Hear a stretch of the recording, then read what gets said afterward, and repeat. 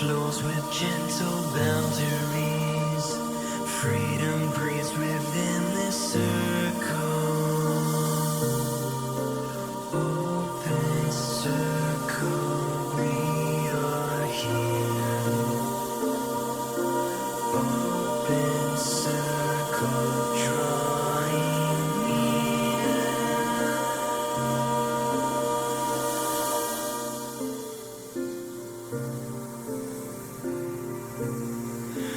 We unlearn what once confined us. We remember who we are. Kindness given without condition. Freedom held with quiet strength. Open circle, we are here. Open circle, drawing near. You are welcome in this space. You are safe to simply be. Take your time and find your voice, or just rest in quiet presence. Open circle, we are here. Open circle, drawing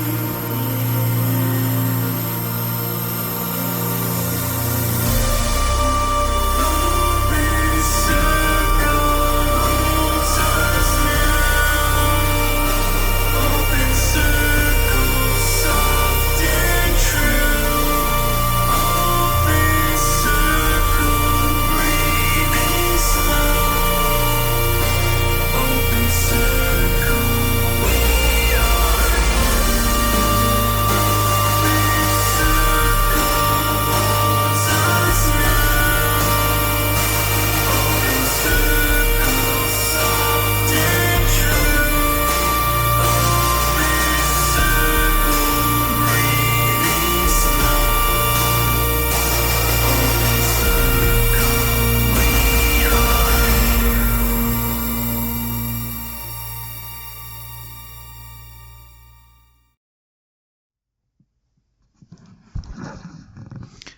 Hello, welcome to the channel. I'm Matthew Millais Gray, and this is a follow-up from the Open Circle live chat. So that was held last Saturday, and so this theme I thought could be made just to try and encapsulate just in reflection what was actually discussed there, so that we could just have the right kind of flow, the right kind of structure, the right kind of psychological grounding, just to reflect, pausing, reflecting, hopefully to bring in some kind of warmth, and maybe even a little humor, healing humor that's appropriate, just to allow us all to breathe, allow people to breathe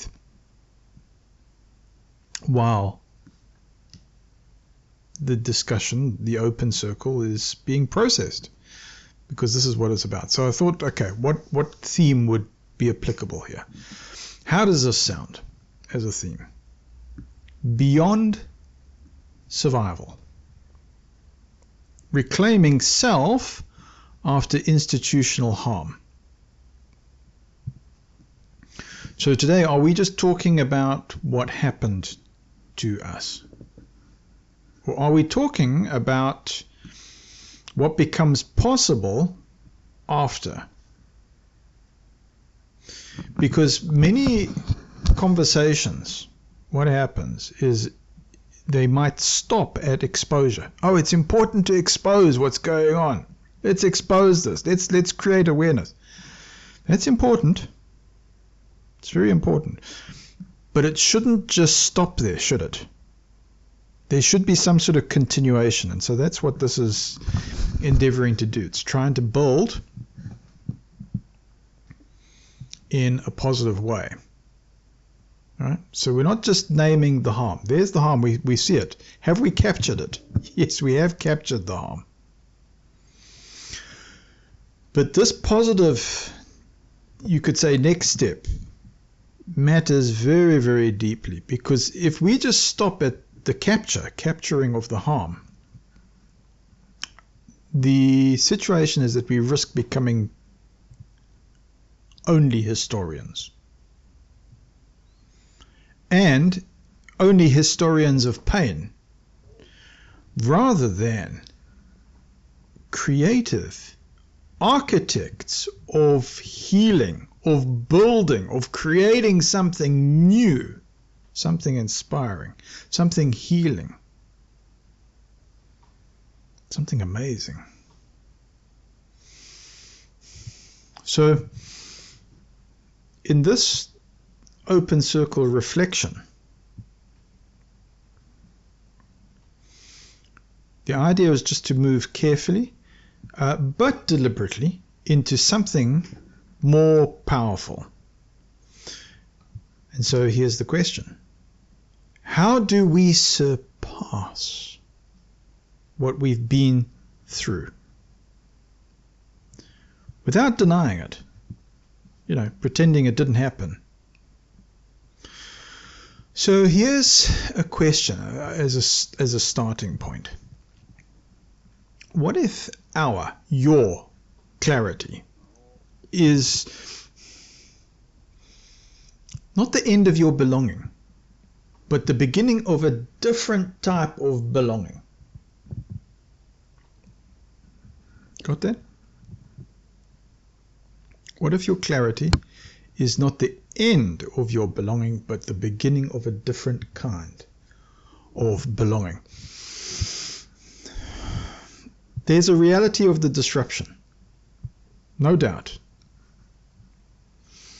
When a person recognizes the harm inside a system that they implicitly trusted, something very profound happens. It's not just disagreement. It's disorientation. Now, psychology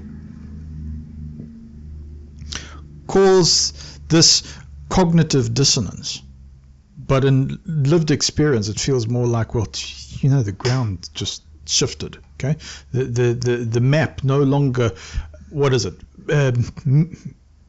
aligns with the territory, or it just doesn't match. There's the territory. There's the landmarks in the map. What is going on here? So research from trauma specialists. Now I'm going to mention somebody that has made significant contribution. Bessel. Bessel. Let me just check this. Bessel van der Kolk. Let's just check. Bessel van der Kolk. Yes. Kolk.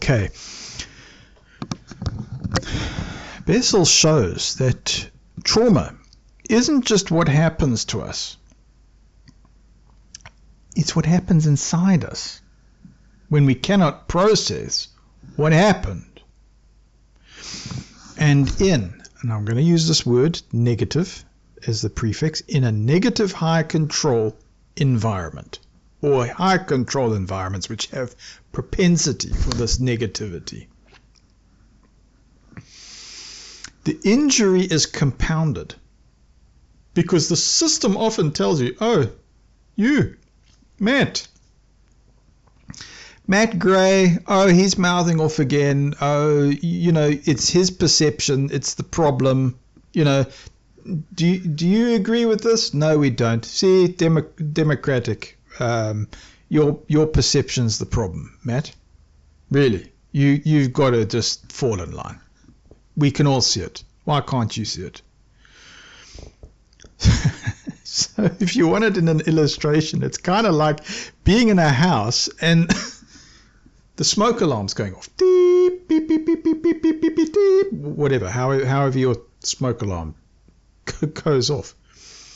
And so you're going, oh, everyone, can you listen, the smoke alarm. You know, let's investigate this at least. Is it a faulty alarm? Well, first of all, we've got to just take it for what it is. There could be a fire here. It's warning us about fire or smoke. Where there's smoke, there's fire. So what happens is in that negative, higher controlled environment, this is the response. You ready for it? We all got together and you're just sensitive to the sound. Right? Sensitive. Yes. Yes. See, they all said, you're just sensitive to the sound. Yes, I am sensitive to the sound. It's warning us. So have you ever noticed how confusing it is when your internal alarm is accurate but socially denied? Maybe in this, I'm not going to say maybe, definitely in this democratic thing. If you've gone to maybe a leader or a fellow leader or somebody that you thought you were working with, and now they suddenly go, no, Matt, we're changing this thing. Didn't like that you were yelling about this noise that you heard. Where is it again? This ringing in your ears. Yeah. Got a doctor here. What's the ring? Tinnitus. See, he's got a doctorate.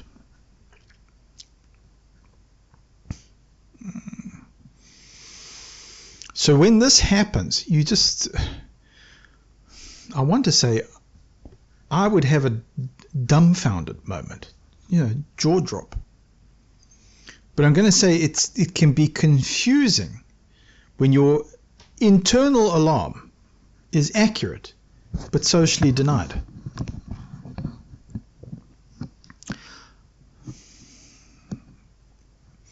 So you get this social fracture. Okay, it's this break. So when the truth is spoken in a system that is designed to protect itself, the response is rarely neutral, and it follows a pattern. Silence. Oh, here's the report. Silence. And you follow up. Did you get my report? Yes. Oh, gee, she was out of town. Phone up. Ring, ring, ring, ring, ring, ring. Please leave a message at the tone. Get the person. Oh yeah, man, so preoccupied, overwhelmed. My bandwidth is just overwhelmed. But you see a pattern of silence or minimization. Oh, man, we're dealing with priorities here, greater priorities. Or reframing, like, you're the problem. Or, no, you haven't really got the right conclusion about this, what is it, this noise you heard, this ringing or whatever it is, and it's not like you haven't reported it before. We've noticed there's a pattern with you. You keep going on about this ringing thing. Yeah, well, haven't you noticed there's been a fire every time? You don't even get that far. Okay, all right, imperfect illustration, but it gets reframed. And then worse, you get this isolation. Now that isn't random. Okay, and maybe the way I'm talking here, there's a better way to frame this. But I'd like to say that you get silence, minimization, reframing, what else? Isolation. It's not random. Maybe you've got a better way of putting it, but it aligns with what social psychologists describe as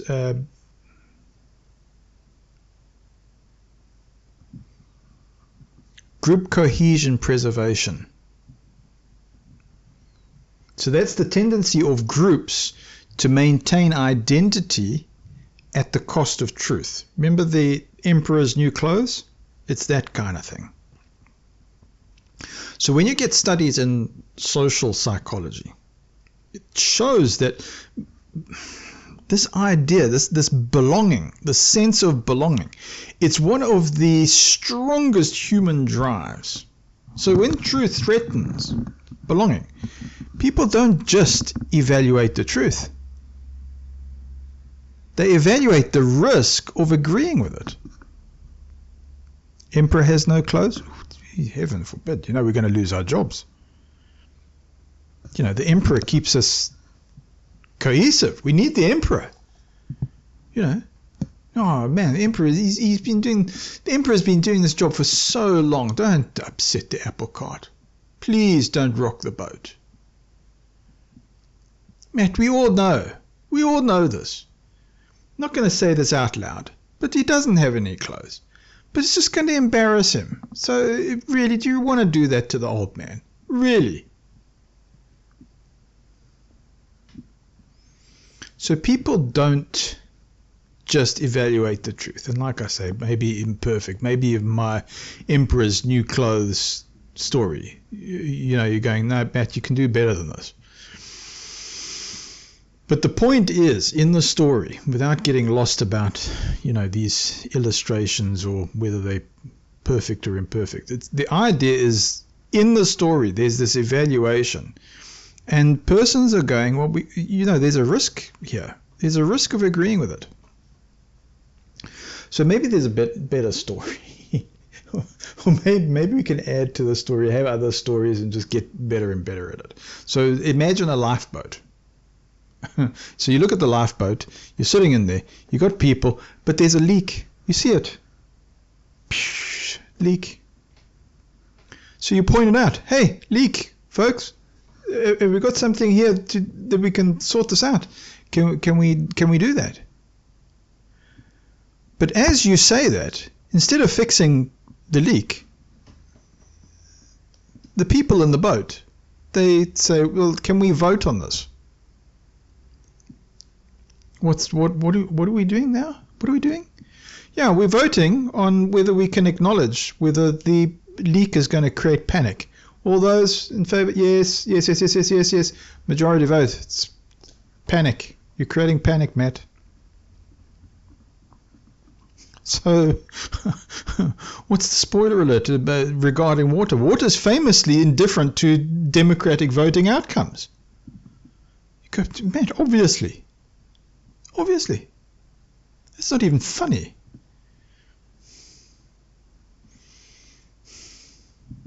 So let's move from illustration to question.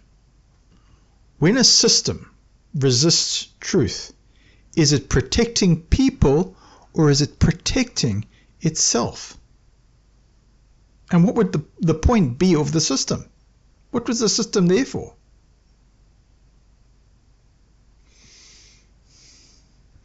I want to move on to this matter of body. We've heard the body keeps the score.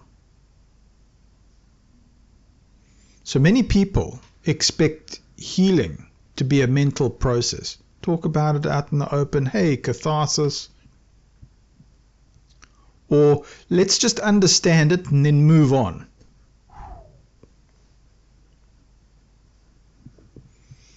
I'm going to say the body's got its own timeline. So you'll get symptoms like, I don't know, no, I do know, exhaustion, nausea,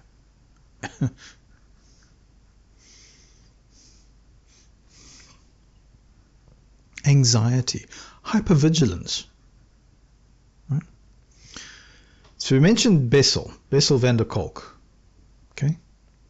Now, Bessel has got a book, right? Am I advertising the book? I suppose I am. Okay. But there's useful reference here. Okay. Because the book goes, The Body Keeps the Score. That's the title. Is it weakness? I'd like to say that that's our inbuilt survival energy. Okay. when the body keeps score, it's unprocessed, improperly processed survival energy. Boom, there it is, in my neck. Sore point. Okay. Down my spine.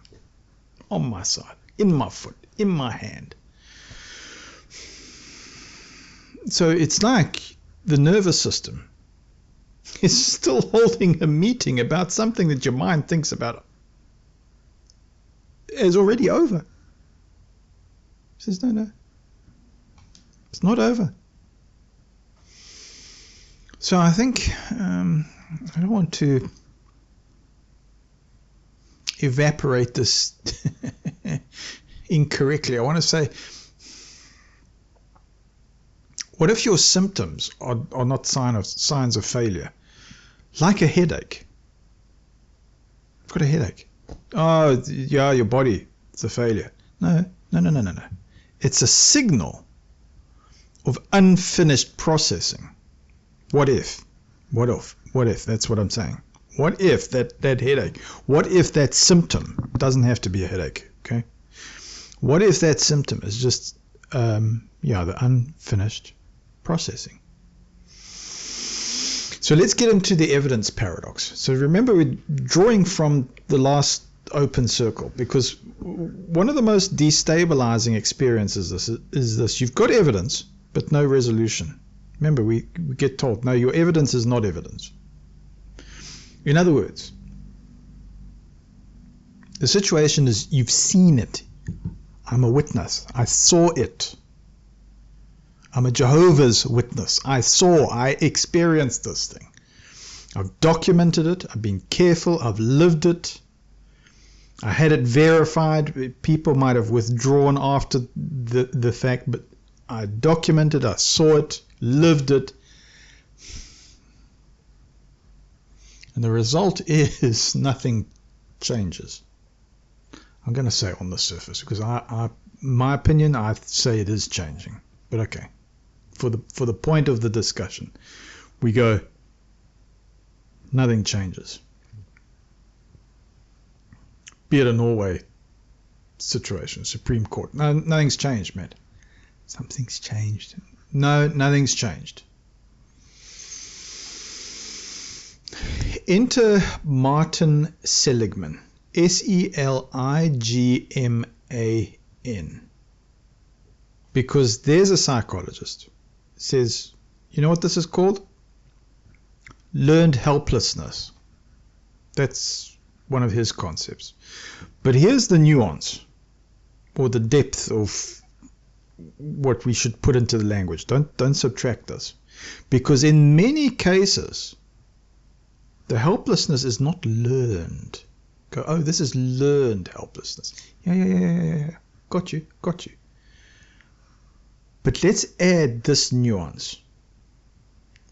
This thing framed as learned helplessness, I'm going to say, is enforced helplessness.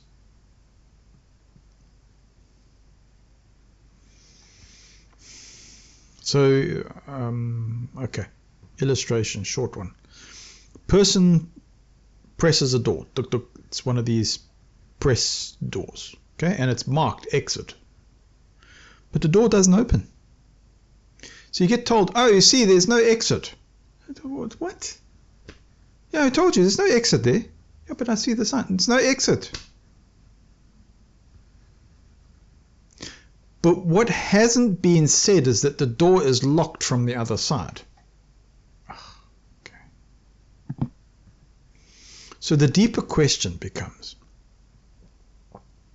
how do we reclaim agency in environments where agency was systematically reduced, one after the other. Well, I'd like to believe that this is the positive side. It's the rebuilding the self. Some go, oh, we're ejected from that system. You go, yeah, so the problem is being ejected from the system and being ejected from family, from those that we love, from our key, most intimate parts of ourselves. Okay. The focus here, is positively rebuilding the self. Healing isn't just about recovery. In fact, I'm going to say it's not just recovery. Not just recovery. It's actually reconstruction. And it happens in layers. So there is a permission factor, because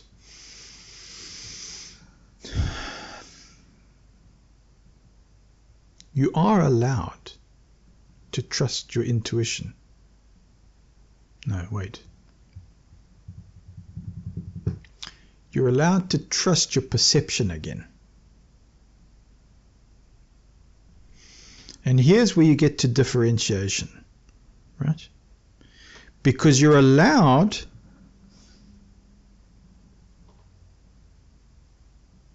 to trust your perception, but the differentiation is, who are you?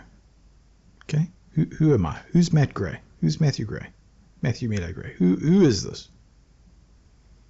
Separate from the system. Who are you? Separate from the system. Oh, I'm a Jehovah's Witness. I'm always a Jehovah's Witness. Yes, but who are you? Who are you as a person?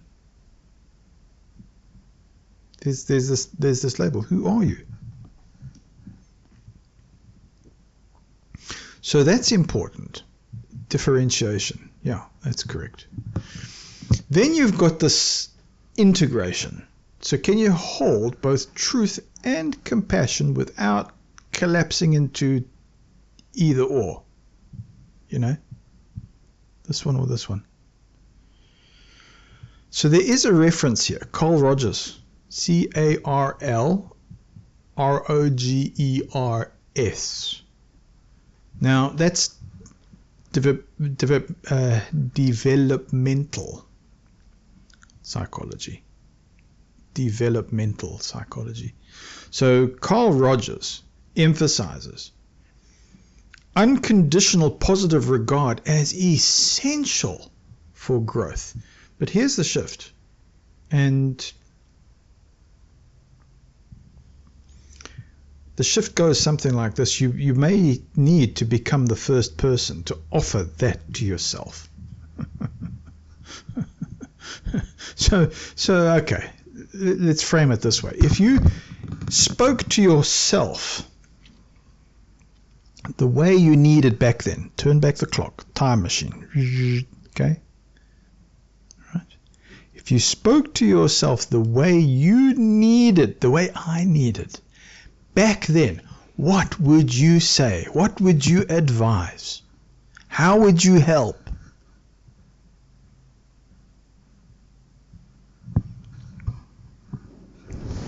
Now I want to go into community, the role of community.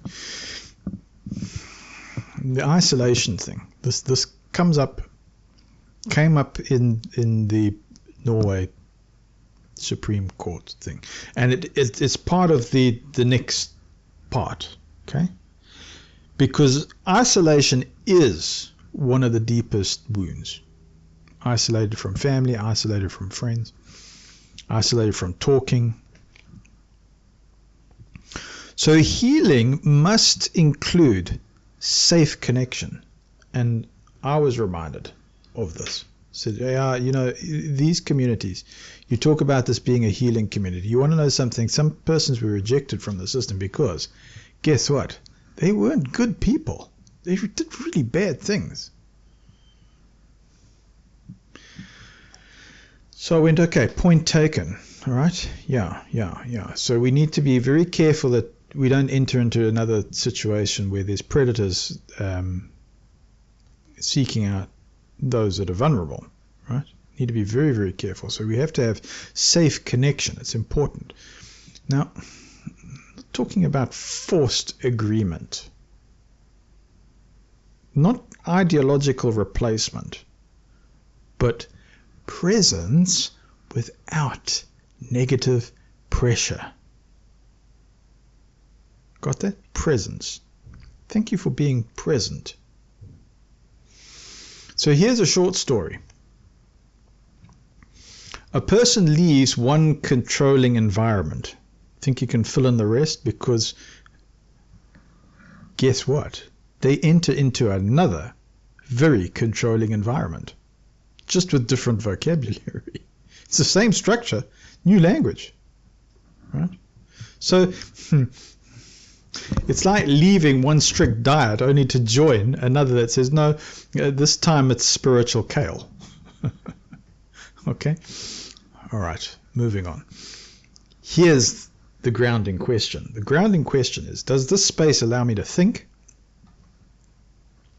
or only to agree? No, don't disagree. Don't. No. So that's the question. Does it allow me to think or only to agree? So moving beyond the reaction. There's a stage where healing becomes identity.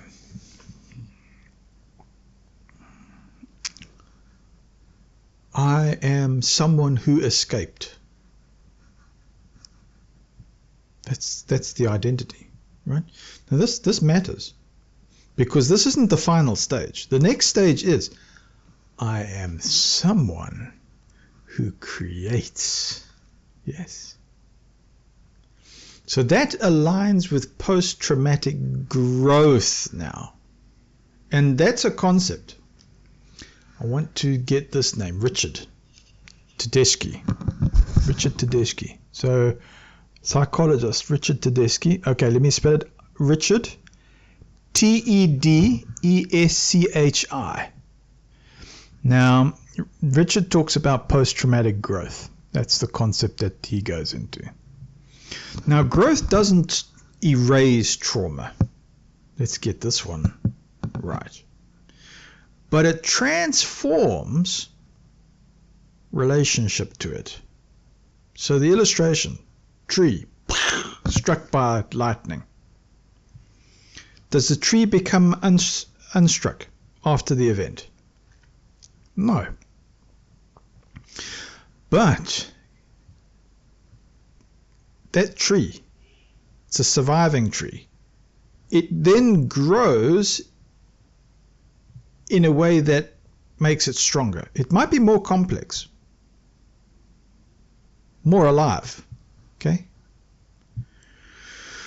So trees have this remarkable way of that is a tree that just doesn't explode upon the lightning. It can survive and it grows around and becomes stronger. So what would it look like? Not just to survive from your past, from our past, but to build beyond it, us being the human tree. I'm speaking illustratively, obviously. Okay? So what are the practical pathways forward? Now let's bring this into grounded steps. We talk about regulating the body. Matt, are you getting enough sleep? No. Are you breathing properly? Breathing, yes. Okay, I'm going to rest now. I might not be able to sleep, but I'm going to rest. Matt, what about accomplishing something? That means I've got to pace myself. Why? Because I've got limited energies. I'm limited in what I can do. Okay, so pace yourself correctly. Go, okay, no, can't do this. That's where I've paced. That's my limit. Stop there. Then reclaim narrative. So it might be writing, I don't know, making music, making videos, whatever. Speaking. It's a process. And then establish those boundaries. Oh yeah, that's important because we've got to be clear, simple, and it's got to be repeatable. Get some skills if somebody crosses the line, starts manipulating us. And then seek informed support. Hunt around. It's trauma aware, not control based. So if we've got it, regulating the body, reclaiming the narrative, establishing proper boundaries, and seeking informed support. Right? Because the key principle is, I suppose it could be, but it don't expect it to be dramatic. Don't expect the healing to be dramatic. Expect the healing to be consistent. So it's like a movie montage.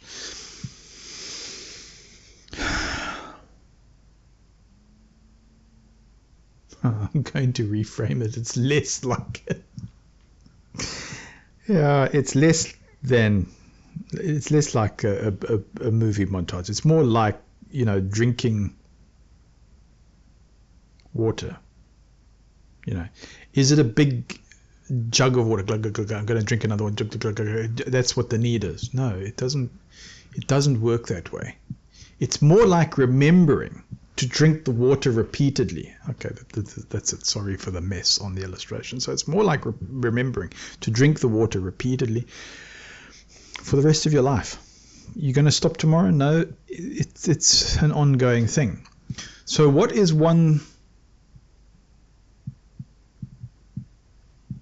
small repeatable action that moves us towards stability? I've spoken about put a brick down. Put a brick down. Put a brick down. Can you manage one brick? Yes. There we go. If it's one brick after 365 days, what do you got? You got a wall. There's something tangible here. Right? I'm going to say it sometimes. You move forward, maybe there's a couple of walls that gets put up. The fact is, I'm talking about small repeatable actions. Okay, that's it. That's why it's less than a movie montage. That's what I'm trying to say. Okay. I'm saying it's putting down those bricks, putting down